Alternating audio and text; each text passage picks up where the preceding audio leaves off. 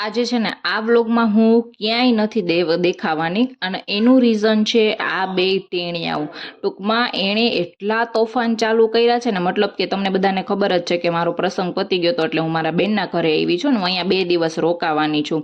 હું રોકાણી તો છું પણ અમારી બે બેનોને એટલું કામ વધી ગયું છે ને કે વાત જ પૂછોમાં. અને જો આખું ચવાણાનું પેકેટ હતું ને આખા બેડરૂમમાં ઢોળી નાખ્યું છે અને પાછી આમ જો જરાય શરમ છે હાય કરે છે.